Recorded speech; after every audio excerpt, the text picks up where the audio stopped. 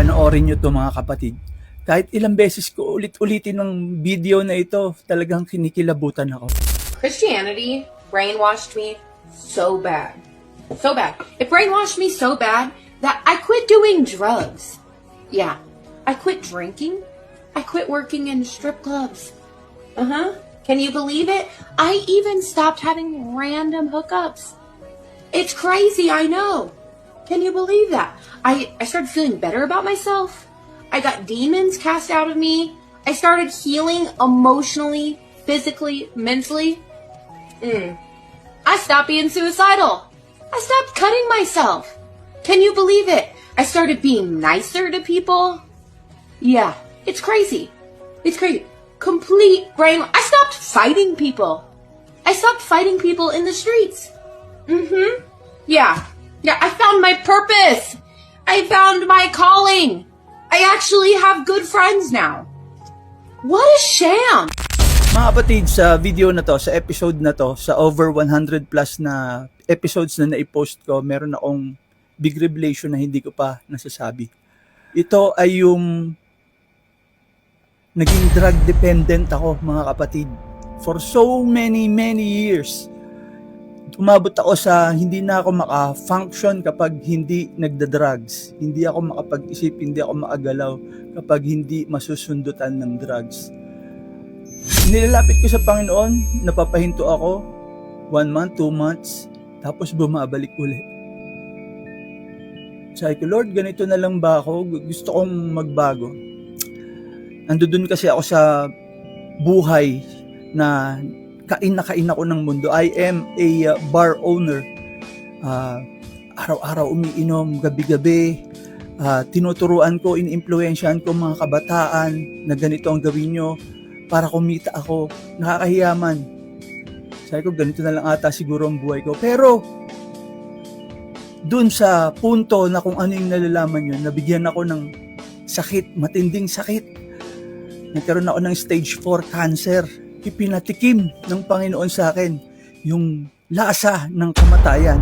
At hindi ko akalain na abot ako sa punto na ito na mag-share ng kabutihan, kadakilaan ng Panginoon sa buhay natin. Kaya yung video na napanood natin, napakatotoo niya para sabihin ko sa inyo na doon ako galing. Ganun din naman, sa Biblia marami tayong instances of transformation and redemption doon sa mga nag-struggle with sin, na humarap sa difficult circumstances. Punong-puno ang Biblia niyan. And one of the most profound examples ay makikita sa 2 Corinthians 5 verse 17. Ito ang bio ko sa aking personal Facebook account. At ang sabi rito, therefore, if any man be in Christ, he is a new creation. All things have passed away. Behold, all things have become new. This verse highlights yung transformative power of Christ sa buhay ng isang tao. Additionally, sa 1 Corinthians naman, sa chapter 6, verse 9 to 11, si Paul, sabi niya sa mga taong engaged sa various sinful behaviors, including sexual immorality and drunkenness, lasinggero, sabi niya, do you not know that the unrighteous will not inherit the kingdom of God? Do not be deceived, neither fornicators, nor idolaters, nor adulterers, nor homosexuals, nor sodomites, nor thieves, nor covetous, drunkards, nor revilers, nor extortioners will not inherit the kingdom of God. And such were some of you, but you were washed, but you were sanctified, but you were justified in the name of the Lord Jesus and by the Spirit of our God. Sa mga verses na ito, mga kapatid, pinapaalala sa atin na wala ni isa man ang beyond the reach of God's grace. Lahat tayo kayang abutin ng God's grace and transformation.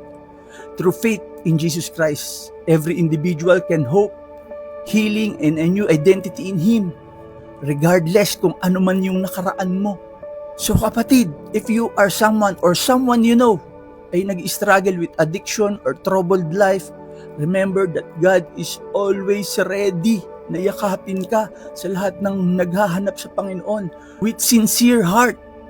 As it is written sa Psalm chapter 34 verse 18, the Lord is near to those who have a broken heart and save such as have a contrite spirit.